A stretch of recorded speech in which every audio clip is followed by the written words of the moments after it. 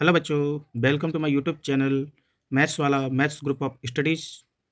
दोस्तों आज 12 फरवरी है और आज आपके फिजिक्स का पेपर हो चुका है। उम्मीद करता हूँ फिजिक्स का पेपर आपका बहुत अच्छा गया होगा। तो चलिए दोस्तों, आज हम फिजिक्स के पेपर की आप जो फिजिक्स का पेपर दे के आए हैं उसकी ओटी को थोड़ा मिला लें कि कितनी क्या ओटी सही निकलती हैं।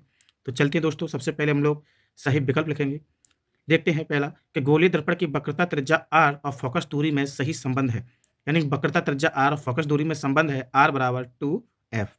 अगला क्वेश्चन है 1H3 और 2H3 हीलियम परमाणु निम्नलिखित में से किस संकल्पना के उदाहरण हैं? तो आंसर है हो जाएगा संभारिका। पीएन संधि डायोड के अक्षय परत में होते हैं। तो पीएन संधि डायोड के अक्षय परत में क्या होते हैं? निश्चल आयन होते हैं। अगला, किसी पदार्थ का प्रति एकांक आयतन विद्युत द्विध्रुव आघूर्ण कहलाता है? क्या? ध्रुवण। अगला, किसी तार का विशिष्ट प्रतिरोध निम्नलिखित में से किस कारक पर निर्भर करता है? तो किस पर निर्भर करता है? तार का पदार्थ।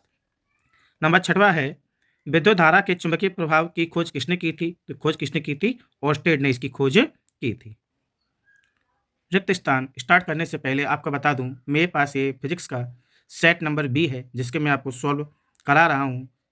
अगर आपके पास जो भी पेपर है आप उसी हिसाब से अपने उन आंसर्स को मिला लें। तो रिक्त स्थान में परिवर्तनशील विद्युत क्षेत्र डैश डैश डैश धारा उत्पन्न करता है। कौन सी धारा उत्पन्न करता है? विस्थापन धारा उत्पन्न करता है। अगला, परावर्ती दर्शक में अभिदर्शक के रूप में अवतल दर्पण का उपयोग किया जाता है। यानी परावर्ती दूरदर्शक में अवतल दर्पण का उपयोग किसके रूप में किया जाता है? अभिदर्शक के रूप में। संयोजकता बैंड से ऊपर स्थित बैंड को क्या कहते हैं?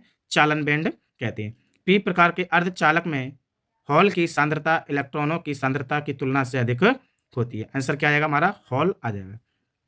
अगला, विद्युत क्षेत्र की दिशा में चलने पर विभव क्या होगा हमारा? घटता है। जिन पदार्थों की चुंबकीय प्रवृत्ति ऋणात्मक होती है उन्हें प्रतिचुंबकीय पदार्थ कहते हैं। इसके बाद दोस्तों हम आते हैं सत्य असत्य पे। तो पहला है, किसी चुंबकीय क्षेत्र में स्थिर आवेश पर लगने वाला लॉरेंज बल शून्य होता है। सत्य।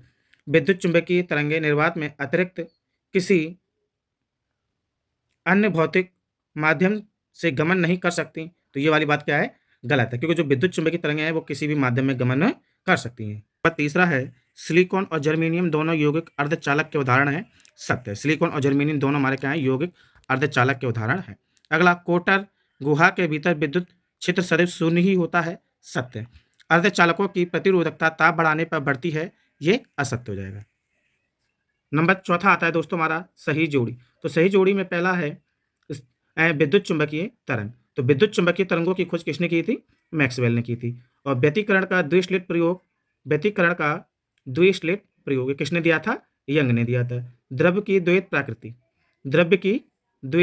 प्राकृति किसने दी थी? डी ब्रोगली ने दी थी। नंबर चौथा, द्रव्यमान ऊर्जा समतुल्यता संबंध किसने दिया था? आइंस्टीन ने दिया था। स्थिर वैद्युत बल कूलॉम का नियम था। और प्रेरित धारा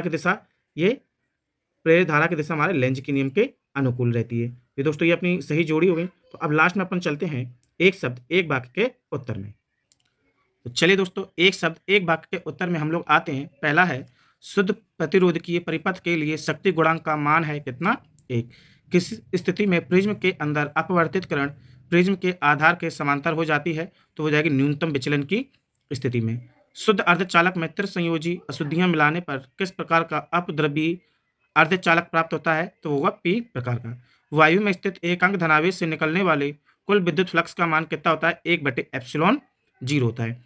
किसी वायु परिपथ में धारा को मापने वाले यंत्र का नाम क्या कहलाता है? अमीटर। तो दोस्तों ये तो थी हमारी फिजिक्स की 1 नंबर के क्वेश्चन जो आपके इस बार पेपर में आए थे। और उम्मीद करता हूँ आप लोगों के ज़्यादा से ज़्यादा आप लोगों पेपर सही करके आए होंगे। तो अगर इसी प्रकार के और भी वीडियो चाहते हो तो हमारे चैनल को सब्सक्राइब कर लीजिए और जल्द ही मैं आप लोगों को आने वाले अन्य पेपरों के महत्वपूर्ण प्रश्न भी आपको प्रोवाइड कराता रहूँगा। तब तक के लिए नमस्कार, जय हिंद।